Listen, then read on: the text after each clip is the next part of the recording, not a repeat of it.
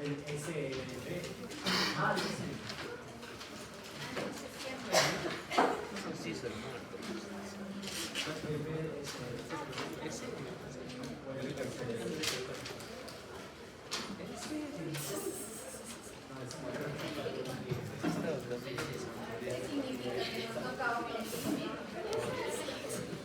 Porque cuando llegamos tarde y ya.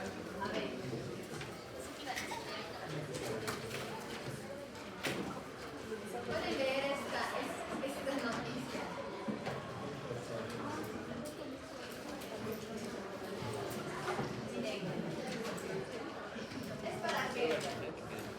Es para que discutamos. Ya les voy a mostrar.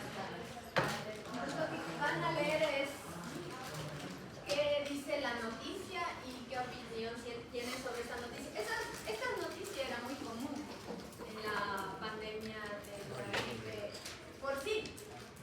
Y son muy comunes, también fueron muy comunes durante el coronavirus, pero como ahora vamos a hablar de gripe porcina, entonces, bueno, sí se puede leer.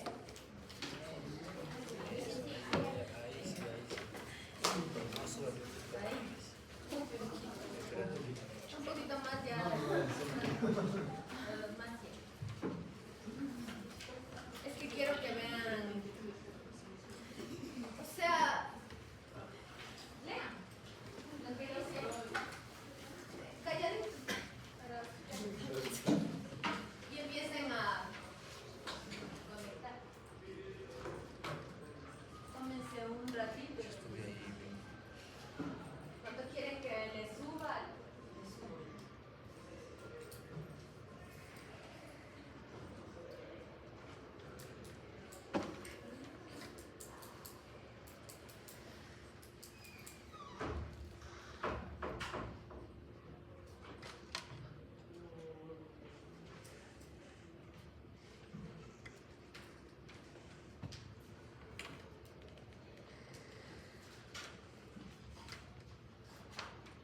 ¿Les subo un poco? Video no disponible.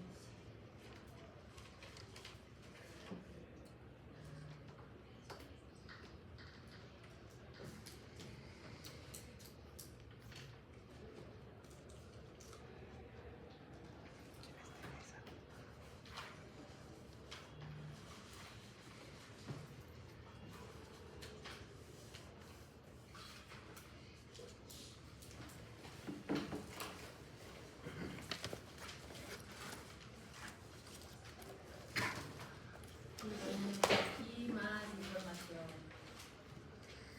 Pero bueno, deben tener una idea, ¿sí? Les voy a bajar hasta acá para que le echen un ojo así. Todo esto. Y otros títulos relacionados. Títulos relacionados. Polonia no se deja manipular por la OMS. Prohíben a médicos hablar a la prensa sobre todo eso. Ok, ¿tienen opiniones sobre esto?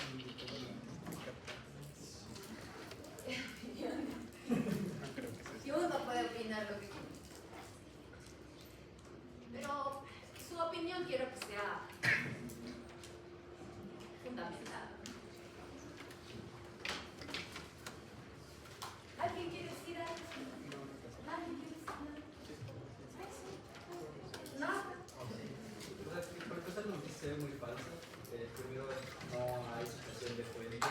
También que viene de una página de blog. ¿Qué dice? Que es una página de blog, Roll. Entonces, ¿Cómo se llama esa página?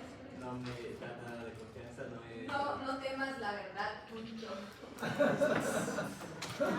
Entonces, eso también como que hace declaraciones muy específicas de que fue creado, o no es ninguna como suposición, sino es directo a fue creado. También que tachan directamente a una farmacéutica específica.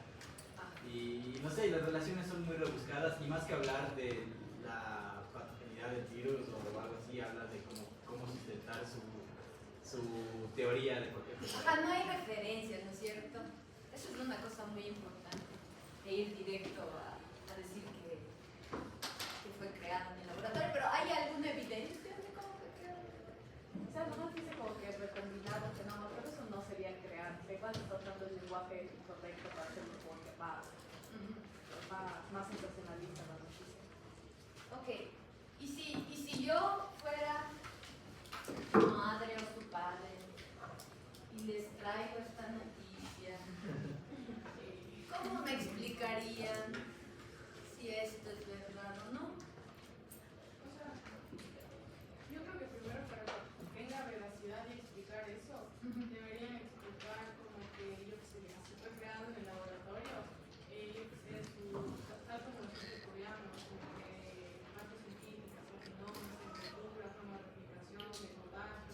mija, explícame. Pero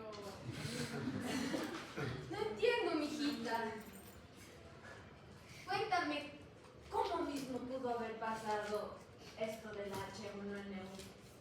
Tú que estás estudiando medicina.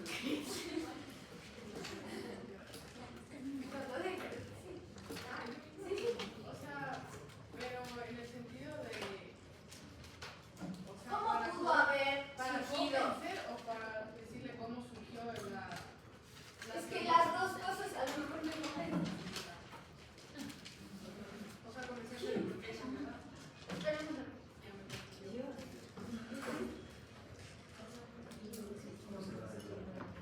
¿Cómo me explicaría? ¿Cómo me explicaría? ¿De dónde apareció el H1N1? ¿Cómo me explicaría de dónde Si apareció? no fue del laboratorio. Ajá, ajá.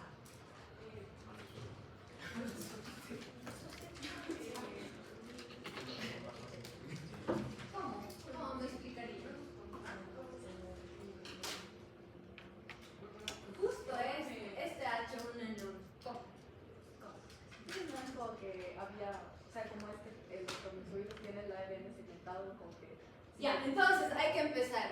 Ajá, o sea, como que, no sé, si yo trabajo con pollos y yo tengo gripe y ellos tienen el virus de la influenza y yo también tengo el virus de la influenza, como que nuestros virus se pueden recombinar, que ahí salen nuevas Entonces, en primer lugar, los virus de la influenza, ¿cómo es su material genético?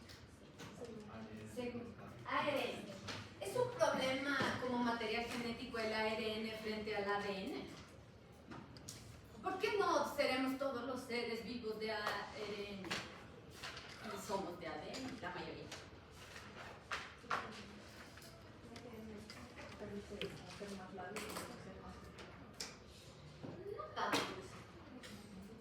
Este ARN es de simple cadena. Y los genomas de simple cadena, ¿qué defecto tienen?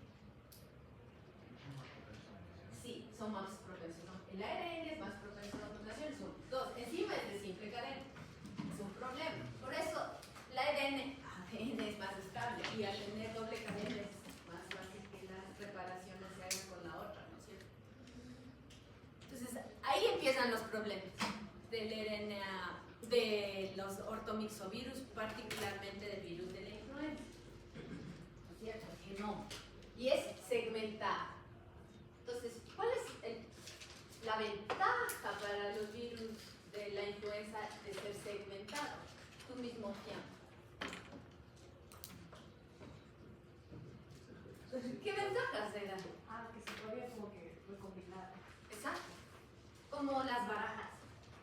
Cuando juegan con barajas tienen una mano aquí y la otra acá y mezclan. Exactamente eso. Eso es un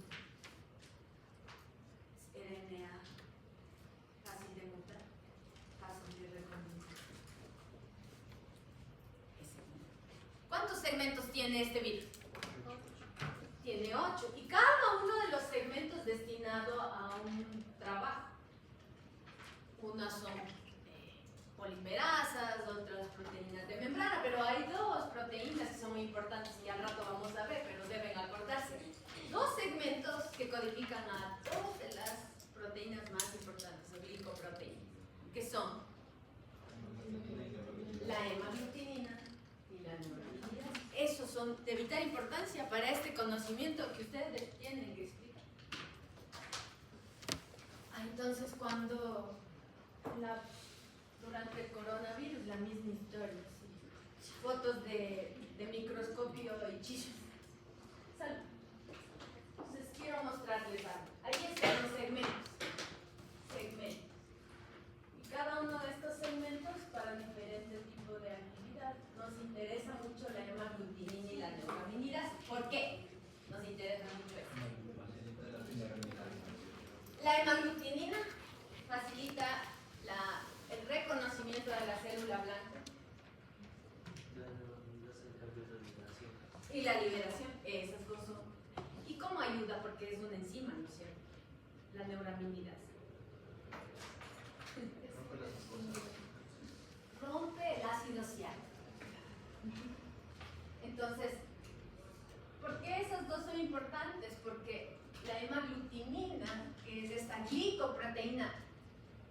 está en la membrana celular es la que se va a pegar al receptor celular. ¿Cuál es el receptor celular?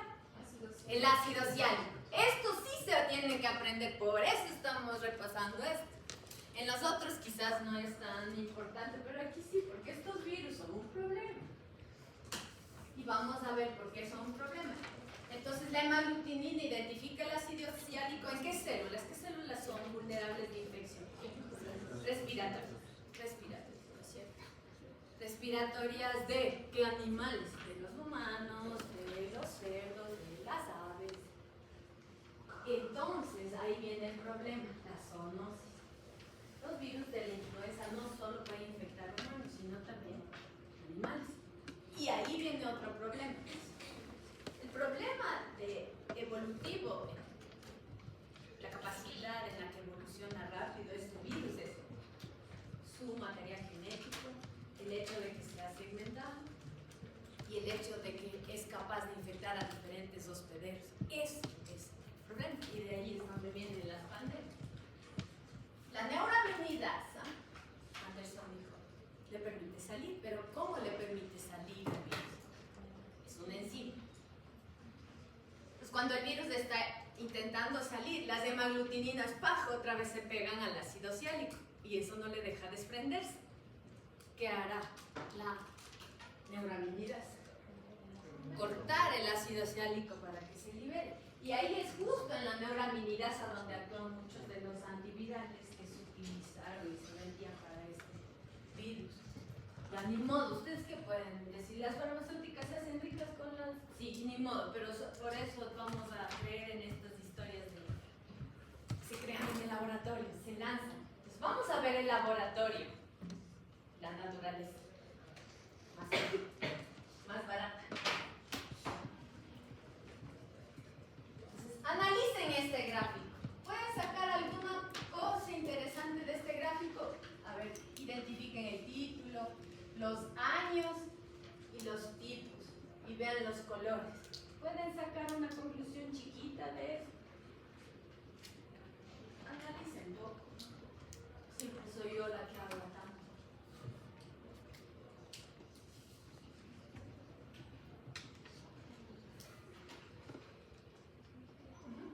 Tal vez cada virus nuevo, por así decirlo, tiene parte de la misma. No solo del anterior, de otros, ¿no es cierto? Pero al menos hay uno que a veces se repite, uno que produjo una de las pandemias que mató a millones de personas en el mundo, la gripe española. Ok. ¿Qué? ¿Alguien alzaba la mano del quería decir ahí? Entonces, miren, aquí hasta hay años. Se puede identificar ahora con genoma de dónde viene cada uno de estos segmentos. Miren, en 1957, esta H2N2 ya tenía variaciones, tenía información de una que produjo una pandemia muy importante, pero también introducción de nueva información genética de una nueva fuente. Y siguen pasando en los años. En el 68, cuando es la H3N2, aún preserva partes de esta y luego empieza a tener algo de 57 y aquí está de la que estamos hablando ahorita, de esa noticia de la pandemia del 2009 de la gripe porcina y miren todo lo que está aquí, el origen aviar, humano, aviar, cerdo, cerdo, cerdo, cerdo, cerdo. Esa cepa en particular tuvo un origen de varios lugares geográficos. ¿Alguien se acuerda? Tal vez estaban más pequeños, ¿no? En el 2009, ¿verdad? ¿Se acordarán en qué países era todo ese revuelo de la H1N1? Cerraron las fronteras y se quedó aislado ese. Y ahí estaba la gente como, casi como en la pandemia, casi como en el coronavirus, todos con mascarilla. Era México. Era México. México. Ahí fotografía para que vean. Este es el individuo, el laboratorio. Este es el laboratorio. Es más simple de lo que parece. Ese es el laboratorio, ese es cerdo. Entonces, los cerdos venían de Estados Unidos a México. ¿Saben cuándo empezó todos estos experimentos de laboratorio para alrededor de 1990? O sea, le toma años para que surja una cepa exitosa y nos provoque problemas. Entonces, desde 1990 que están transportando cerdos de Estados Unidos a México. Desde Europa hasta México. ¿Y aquí qué condiciones ideales promoverán que se esté transmitiendo el virus entre animales así chicos? Hacinamiento. Y eso es una de las cosas más comunes en China. Los animales que, cuando veamos coronavirus, vamos otra vez con esa historia del hacinamiento entre animales y humanos. Y los granjeros cerca y todo eso. Entonces, antes de nada vamos a hablar de unos términos. A mí me gustan más los términos en inglés. En español tienen que deriva génica. Es el antigenic drift y el shift. Entonces, estos son términos muy importantes que ustedes deben entender que promueven la evolución de estos virus. Drift y shift. Punto número. Hay versiones diferentes de las hemaglutininas y hay versiones diferentes de la neuraminidasa. Entonces, ¿cuántas versiones diferentes de hemaglutinina hay? 18. Y de neuraminidasa, 11. Entonces, todos estos pueden, en teoría, combinarse. En teoría, por eso hay H1, N1, H3, N2. ¿Entienden? ¿De dónde viene? Ya. ¿Ok? Entonces, el drift, el antigenic drift, ¿a qué hace referencia? ¿Qué cosa? Mutaciones puntuales. Mutaciones puntuales.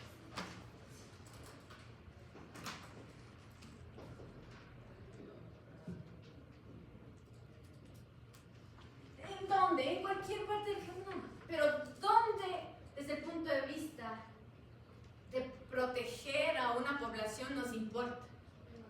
En la hemaglutinina. ¿Por qué? Otra vez.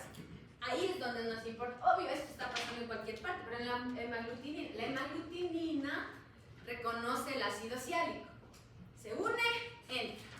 ¿Cómo nos defenderíamos de que el virus reconozca y entre?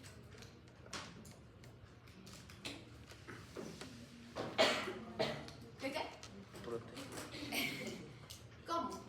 ¿Cómo se evitan? No.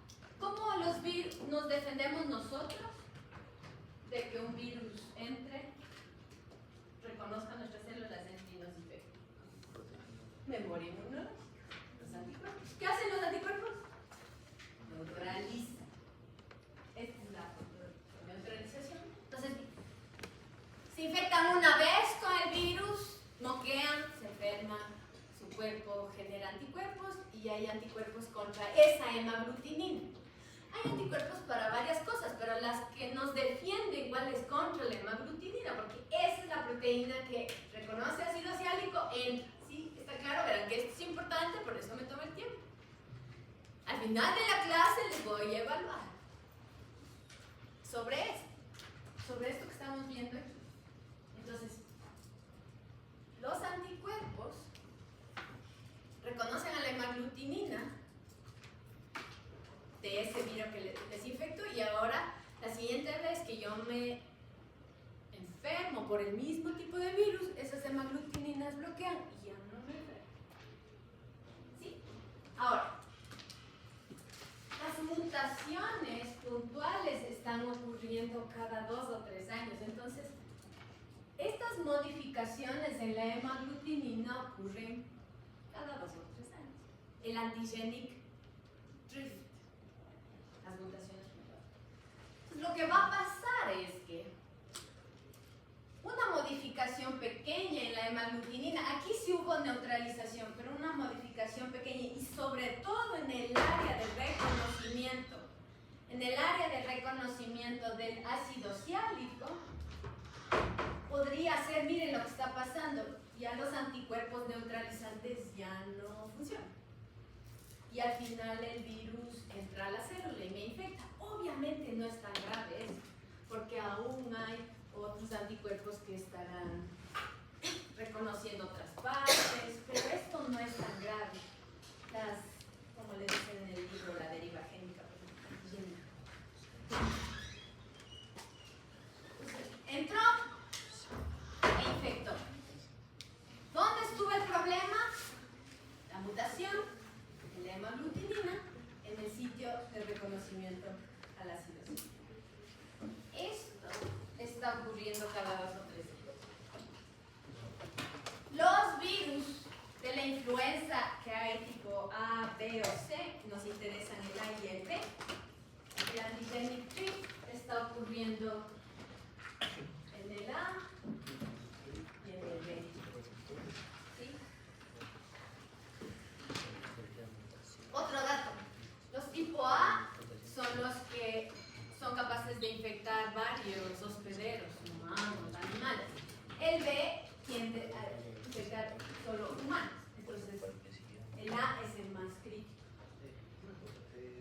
Dijiste que tenemos, o sea, la memoria inmunológica era lo que bloqueaba el segundo proceso. Sí, es a lo que me refiero como memoria, es memoria humoral, son anticuerpos, y memoria celular, las células que combaten las infecciones virales. Mutaciones son las que hacen que algo. Sí, las mutaciones son las que hacen que cambie la proteína de unión al receptor, ¿no es cierto? Si esto cambia, si hay mutaciones, los anticuerpos que reconocen antígenos específicos ya no les reconocen, porque cambió. Por eso se une y entra. Hay variación, empieza a cambiar. Antigenic drift. Ahora, ¿qué es el shift? ¿Qué es el shift? Solo una pregunta. O sea, si es que modifica ese grado de reconocimiento, Ajá. para que no No, es un beneficio. A ver, las mutaciones pueden ser benéficas o pueden ser deleterias, ¿no es cierto? Digamos que ocurrió una benéfica, cambió ese sitio de reconocimiento, igual reconoce, pero el anticuerpo que tenía que neutralizar ya no lo reconocía, ya no todo es bloqueo.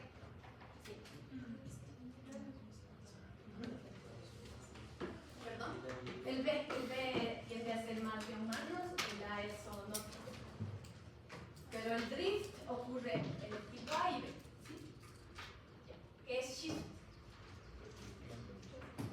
La recomienda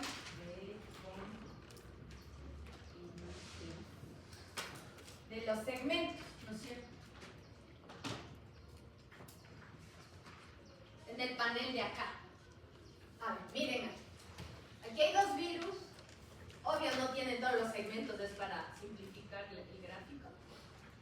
¿Sí? Los segmentos pueden ser intercambiables y surge una nueva variante, una nueva cepa con ese reordenamiento. Cuando son mutaciones puntuales es drift. Cuando es intercambio de segmentos es shift. Eso tiende a ocurrir cada 10 años o más. Es cuando un solo huésped es infectado por 2 virus. Un solo hospedador. Un solo hospedador.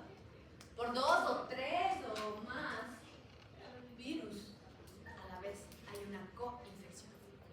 ¿Sí? O sea, hay aquí un individuo co-infectado por 2 virus de la influenza diferentes y eso puede reordenar sus genes y crear un. Ese es el shift. Y el shift ocurre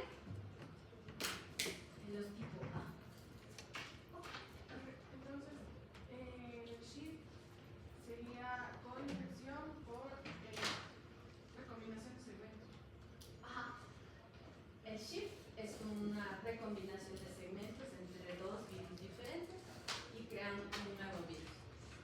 Ese es shift. Cambió un virus totalmente. ¿Qué es lo que estaban viendo acá? Pero, o sea, ¿eso qué tiene que ver con la coinfección? O sea, ¿por qué? ¿Qué tiene que ver? Ajá. Es que ese es el preámbulo. Entonces, O sea, es como que antes de que se forme el nuevo virus. no, de hecho, el laboratorio que dije, el servicio, es coinfectar un virus con otro virus. Ahí Allá se da la adentro. conjugación. No conjugación, se da el reordenamiento de genes, se crea un nuevo virus y ahora este virus sale e infecta otros segmentos. Hay una parte del video que es regularmente está asociado a epidemias estacionales y el shift está asociado también A pandemias, exactamente. Entonces, el drift, esta epidemia estacional, esa es la razón por la que sale anualmente y la gente interpreta, quien no entiende biología, ¿no? Interpreta de que es para que las farmacéuticas sean, ¿para qué cada año? Entonces, ahorita acabo de entender por qué. ¿Por qué no cada 2 años? Porque no voy a esperar eso. Entonces, cada año sale una vacuna nueva con una cepa nueva para proteger al año de una cepa diferente. Se va incorporando. O al menos si no hay cambios, se va evaluando cuándo sea momento de cambiar esa cepa dentro de la vacuna. Entonces, las epidemias estacionales,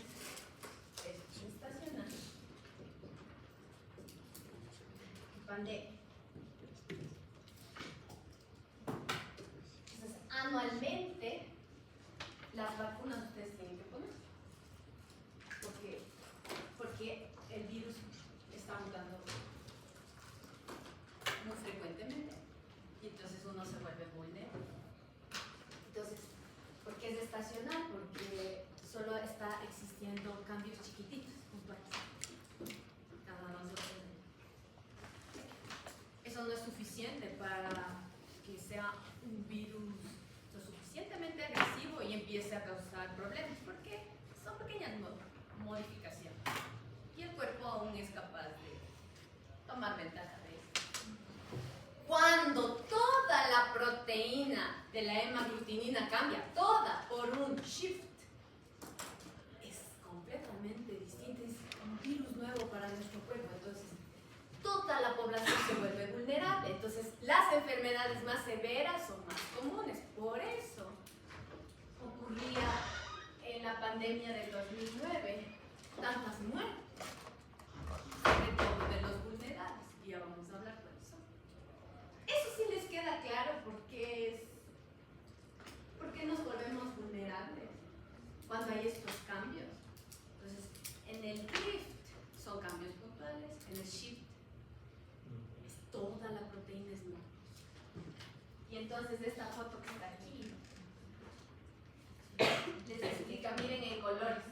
Entonces aquí, este virus era el que digamos que estaba circulando y la gente tenía anticuerpos contra esto. Se coinfecta este individuo, que es un animal, con otro virus. Este cambia y ahora esos animales son vulnerables. Ya no hay anticuerpos contra ellos. Totalmente nuevo, es como para... es nuevo. Y eso que solo cambió una proteína, no cambió todas las proteínas, solo una. La que entra, la que permite infectar, la que reconoce la situación.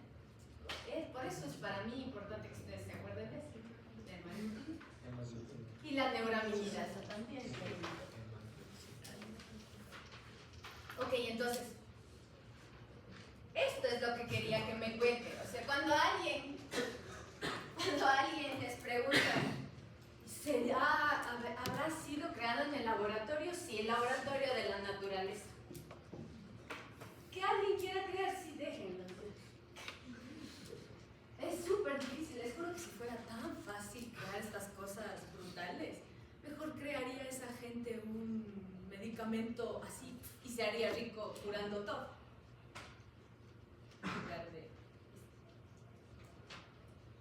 Entonces, aquí está la historia de la H1N1. 3 hospedadores siendo la fuente infecciosa para un. Aquí está. Por eso se llamaba la gripe porcina. Y vimos de dónde venían los cerditos de varios. Este hospedero fue coinfectado con virus de diferentes fuentes. Aves de Norteamérica, humanos y de otras.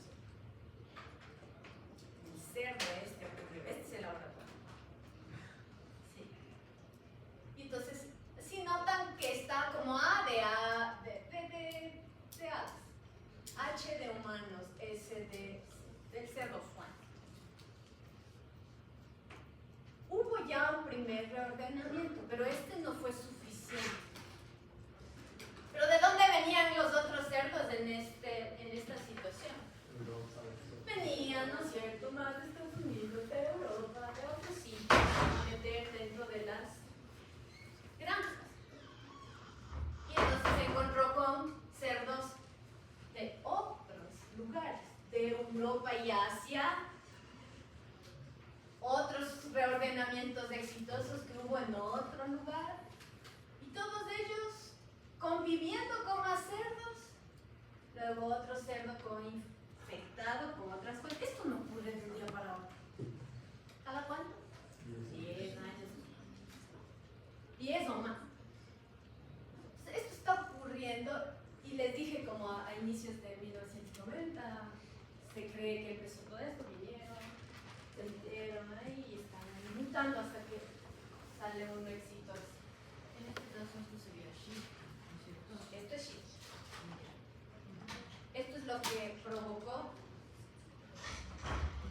esta cepa que se empezó a diseminar por todo el mundo. Entonces, estos reordenamientos ocurrieron en este cerdo y de repente esa hemaglutinina ya no solo se pasaba entre cerdos. De repente los humanos que están trabajando con estos humanos están todo el tiempo inhalando aerosoles de los mocos de esos cerdos y está ahí y no pasa nada. Y inhala y no pasa nada, e inhala y no pasa nada, hasta que ¿qué? Ocurre una mutación y ¡pum! Una mutación exitosa. Pero ¿y por qué no se da la primera? O sea, ¿por qué tiene que juntarse tres, o sea, no tres, pero más cerdos que ya están como para, ¿por qué no se da solo el primer cerdo? Ojalá. Y ahí tuviéramos más pandemias y ustedes estarían encerrados más veces. Ojalá. No le toma tiempo, es porque no todos los reordenamientos terminan siendo exitosos para luego diseminarse fácilmente. Podría ser que el primer reordenamiento hace que no sea tan fácil. Es como que transmitirse estáis entre probando hasta conocer a crear todas las características necesarias para la naturaleza en sí no está pensando cómo lo hago al más villano, ¿no es cierto? Solo está al azar, ¿no es cierto? Está ahí, la mutación ahí. Funciona a veces, felizmente menos veces, y no funciona la mayoría de veces mejor, ¿no es cierto? Hasta que funciona. Cuando veamos el virus de inmunodeficiencia humana, es lo mismo. Ese virus no se creó en el humano así nomás, estuvo en los simios.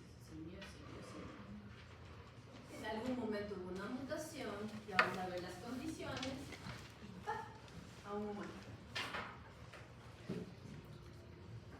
Y entonces luego ustedes conocen la historia sobre la gripe porcina. Entonces aquí hay un resumen de lo que acabo de decir. Pues la fuente fueron diferentes virus que tendían a infectar, eran exclusivos, solo de humanos, solo de aves, solo de cerdos, pero dentro de un individuo, el cerdo, hubo esa coinfección. Y ahí hubo un reordenamiento, ahí hubo el chip. Y luego aparece esta versión, la que está, esta que dice California, California, 04, 2008. ¿Saben de dónde vienen esos nombres? ¿Cómo se ponen esos nombres? Entonces, lo primerito de dónde está la A es el tipo de influenza A, B o C, siempre. ahí que entre A y California suelen incluso incluir animal. Swan o duck o human, ¿sí? Luego, el sitio donde fue descubierto. 04 que Abril. la cepa. Ah, sí. Y este es el año. Y este es el tipo de reordenamiento. H1N1. ¿Ok? Bien, pregunta. Bueno, ya se van a ir estos dos afuera. Porque les distraen a todito. ¿Sí o no? Ok. Este es un mapa.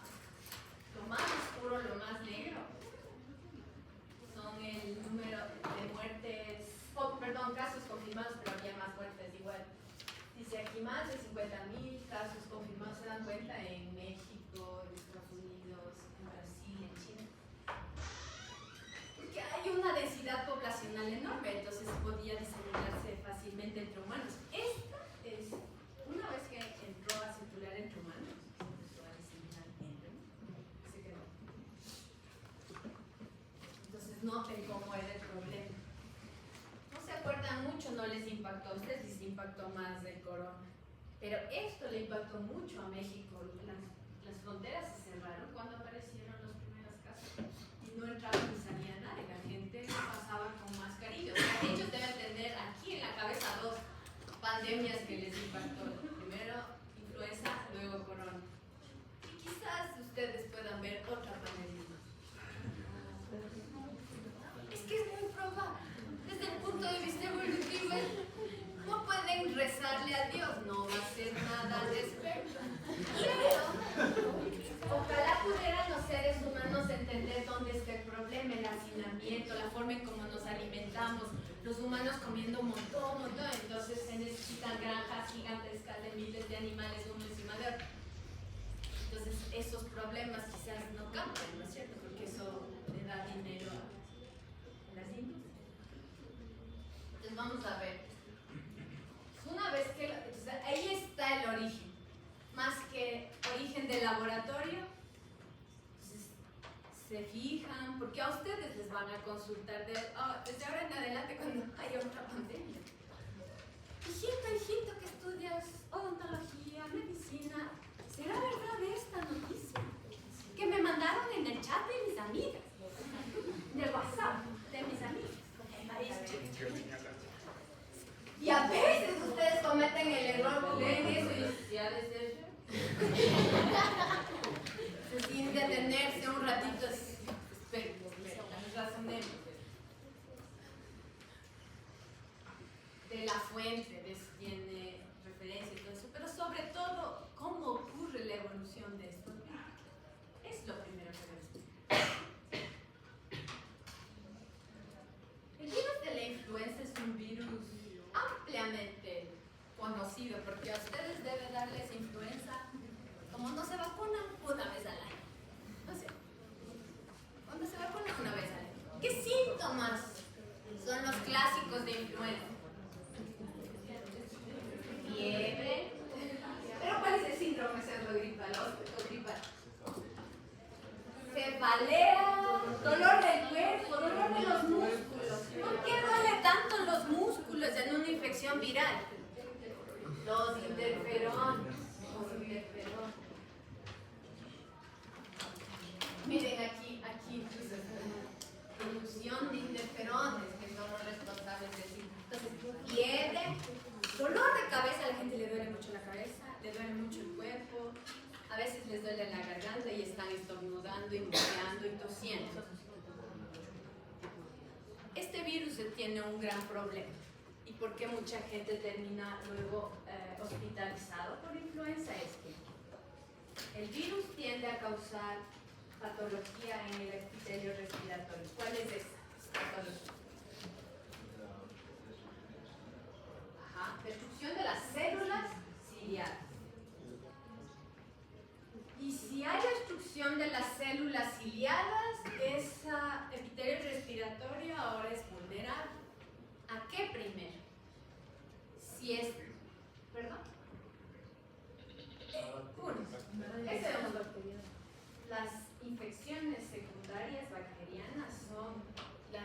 llevan a hospitalizar a la gente. Entonces, un abuelito le da influenza, estaba todo bien y de repente, ¡pum!, neumonía y le hospitalizan y a veces no sale de ahí, del hospital.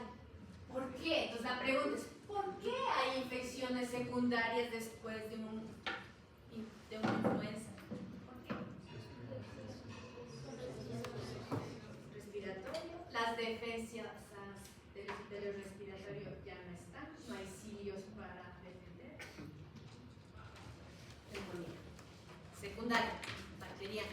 Entonces, estafilococos suelen ser una de las razones y, si le infecta a alguien un estafilococo meticilino resistente, hay muy pocas probabilidades de si es un viejito que pueda salir de un hospital.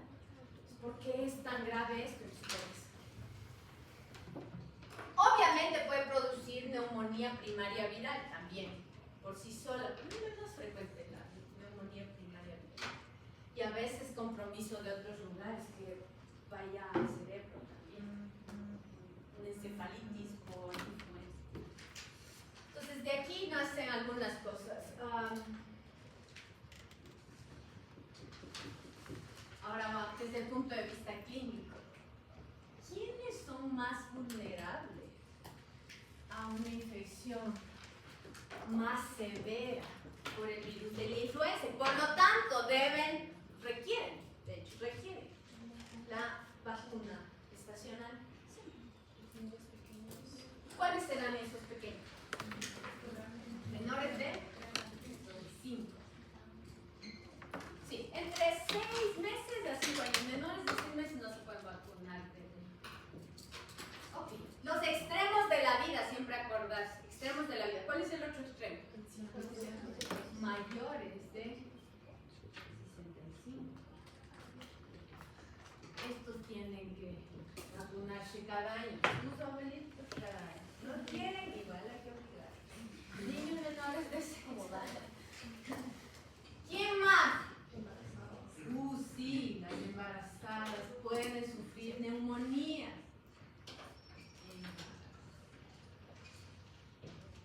¿Quién más?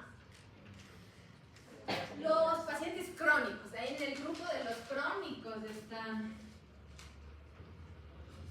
ahí los que tienen comorbilidades. Ejemplo, personas con obesidad, diabetes, inmunodeprimidos, todos esos grupos vulnerables ahí, esos crónicos. ¿Y qué más? Personal. ¿Perdón? Personal de la salud.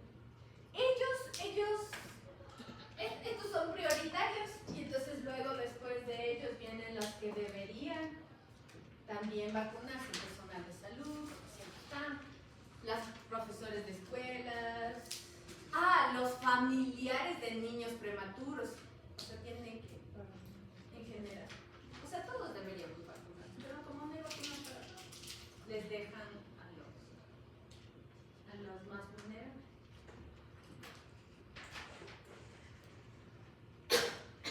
Ok, esto ya me dijeron. Victoria, ¿puedes recordar qué significa cada cosa? A es la cepa. No, todo esto es la cepa. Todo es la cepa, pero A es, por ejemplo, el serotipo del virus. El tipo. El tipo del virus. ¿Cuántos tipos hay? El virus hay 3, Sí, ¿cuál? que es la influenza B y la C. C. Ajá. Ya. La IDAC es del animal, de Sí. donde proviene. Alberta es del lugar donde Ajá. proviene. Y de ahí 37 sería la fecha. No, es el 35. El sí 35 es el número de la cepa. el número de la cepa. 76. Es el año. El año. Y ahí está la combinación. Estos ya acabamos de decir ahorita, que población requiere inmunización. Y que tiene... Ahora, ¿cuál es la amenaza? La nueva amenaza, y tiene otro potencial pandémico, y ahorita hay ese riesgo. Todavía no hay evidencia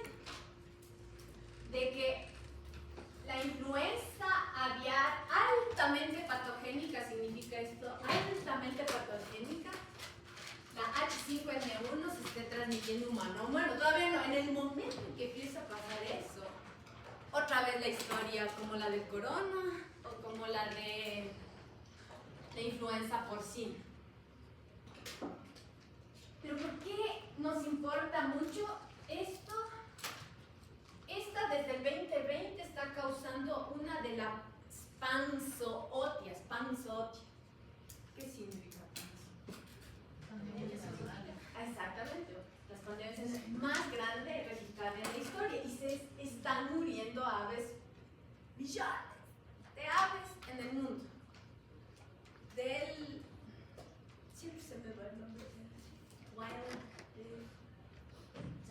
Salvajes. Salvajes. Pero bueno, a la gente como que dice, salvajes no les cuesta, pero cuando les empieza a afectar a su industria muy grande, la que da de comer al mundo, la de los pollos, y empiezan a morirse pollos por montones, eso les llama la atención. Entonces, ¿qué notan con esta influenza altamente patogénica H5N1? La gran cantidad de hospederos que tienen animales salvajes, animales silvestres, animales domésticos, y se ha visto muy esporádicamente casos de humanos infectados por esta, pero que sufrieron una infección, una zoonosis, es decir, trabajadores que estaban en contacto con estos animales se infectaron, algunos murieron o algunos tuvieron neumonía severa. ¿Por qué una neumonía severa? Porque ya se está enfrentando a un virus para el cual no ha sido inmunizado, ¿no es cierto? Nosotros recibimos, ¿no?, las vacunas anualmente, al menos las personas que sí se vacunan. Pero si hay un cambio de estas hemaglutininas totalmente, y un día empieza a aparecer transmisión entre humanos, eso es peligroso. Por el momento hay casos contados de humanos, pero ha sido una zoonosis. Esta es un problema. Nosotros en la Universidad de San Francisco yo estudio la resistencia antimicrobiana en los polos, en el Ártico. Visité el Ártico hace unos meses, estuve en una expedición allá. No me fui a la Antártica porque tenía un problema médico, por si fue un estudiante, entonces estudio la resistencia de los antimicrobianos en los polos.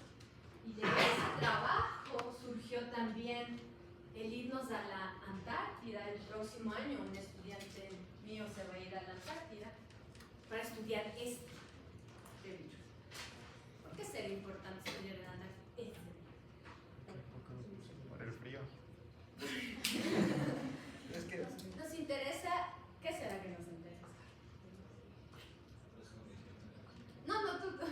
¿No decía que el virus era más estable en climas como frescos? No es tan estable, porque es con envoltura, pero es más fácil diseminarse en el frío porque nos acercamos más. Allá hay un problema desde el punto de vista ecológico. Imagínense, entra este virus y acaba con los mamíferos del mar, los lobos marinos o focas o esto, muertos, imagínense, porque no están acostumbrados a este virus, o las aves. Por eso es importante ver si es que está circulando ahí. La Antártida era un lugar que nunca había reportado a esta influenza aviar altamente patogénica. Hasta el 2022 reciente se publicó un artículo